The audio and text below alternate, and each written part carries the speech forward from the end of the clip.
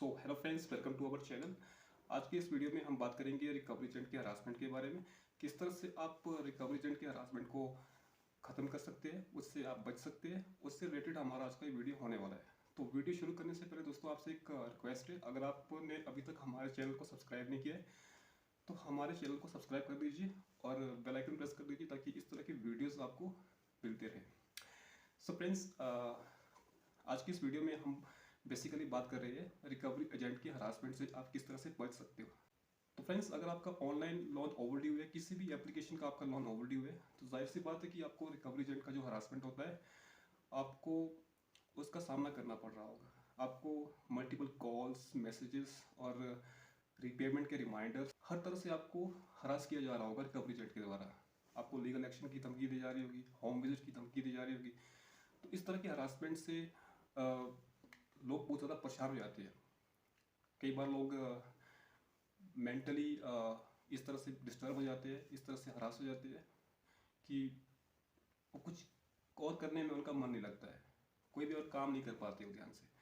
तो आज की इस वीडियो में आपको मैं बताऊंगा किस तरह से आप रिकवरी एजेंट के हरासमेंट से बच सकते हो। दोस्तों, रिकवरी एजेंट के हरासमेंट से बचने का सबसे एक जो मेन तरीका है, जो एक प्राइमरी एक वे है हरासमेंट से बचने का, वो ये कि आप जितना भी आपका लोन ओवरड्यू है आप उसको क्लियर करवा दीजिए। अब देखिए, आप अगर अपना जो ओवरड्यू लोन है उसको क्लियर करवाओगे तो उससे आपको एक नहीं मल्टीपल बेनिफिट्स होने वाले हैं। देखिए, सबसे पहले तो आप रिकवरी एजेंट की जो हरासमेंट है उससे आप बच पाओगे। दूसरा, जो आपका सिविल स्कोर इफेक्ट हुआ है लोन की वजह से, वो आपका ठीक हो जाएगा। तो सबसे बड़ा बेनिफिट मुझे लगता है कि आपको ये होने वाला है कि आपका जो सिविल स्कोर है वो ठीक हो जाएगा। और दूसरा ये भी है कि आपको कॉल्स, मैसेजेस, इस तरह के जो लोन के रिमाइंडर्स है, रिकवरी एजेंट आपको परेशान करना छोड़ देंगे। तो दोस्तों, कई बार बहुत से लोगों की फाइनेंशियल सिचुएशन बहुत ख़राब होती है, वो रीपेमेंट की सिचुएशन में नहीं होती है। तो इस कंडीशन में आप किस तरह से रिकवरी एजेंट के हरासमेंट से बच सकते हो, उसके लिए मैं आपको एक सिंपल सा तरीका बताता हूँ। दोस्तों, अगर आपका लोन ओवरड्यू है तो जाहिर सी बात है आपको ना बहुत सारे कॉल्स आ रहे होंगे, रिकवरी एजेंट के रीपेमेंट के रिमाइंडर आपको डरा रहे होंगे, आपको पुलिस एक्शन की धमकियाँ दे रहे होंगे। देखिए, सबसे पहले तो आप मेरी बात एक नोट कर लीजिए। आपने लोन लिया है, लोन लेना कोई क्राइम नहीं है, आपने कोई क्राइम नहीं किया, तो लोन के केस में पुलिस का कोई काम नहीं होता है। अगर आपको पुलिस की धमकियाँ, इस तरह की आपको मैसेजेस, व्हाट्सएप रिमाइंडर्स आ रहे हैं रिकवरी एजेंट की ओर से, तो आप उसको इग्नोर करना शुरू कर दीजिए। क्योंकि इस तरह की एक्शंस नहीं होती है लोन के केस में। आपने पर्सनल लोन लिया है, आपका वो डिफ़ॉल्ट हुआ है, तो ये तो नहीं होगा ना कि आपको पुलिस का केस आप पर होगा।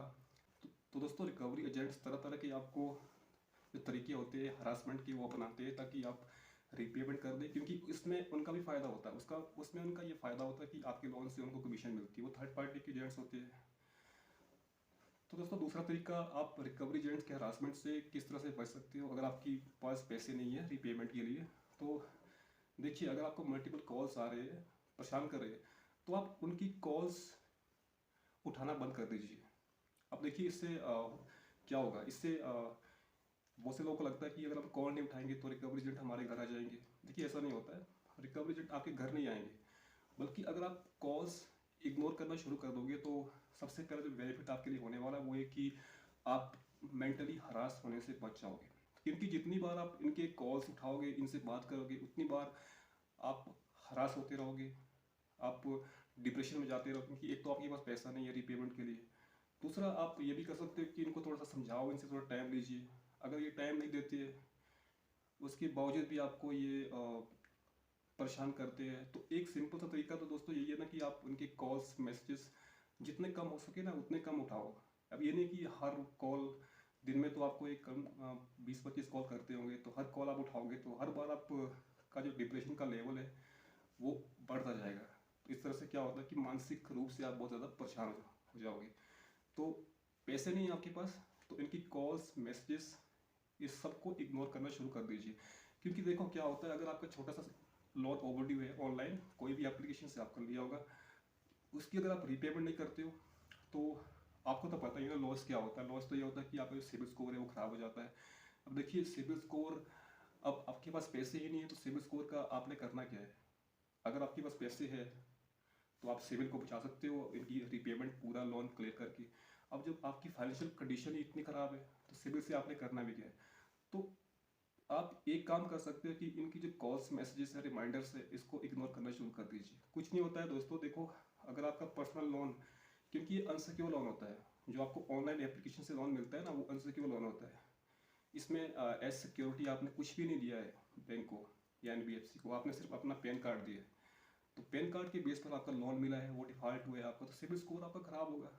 लीगल एक्शन दोस्तों बहुत ही रेयर एक चांस होता है कि लीगल एक्शन हो पर्सनल लोन के केस में, ऐसा नहीं होता है, लेकिन सिविल खराब होता है। तो दोस्तों अगर आप रिकवरी एजेंट की हरासमेंट से परेशान हो, पैसे नहीं है आपके पास, तो जैसा कि मैंने आपको बताया कि आप इनके कॉल मैसेज जितना हो सके उतना इग्नोर करना शुरू कर दीजिए, उससे बेनिफिट आपका ही है। तो दोस्तों इस वीडियो में इतना ही। I hope this video was helpful. Thank you so much for watching.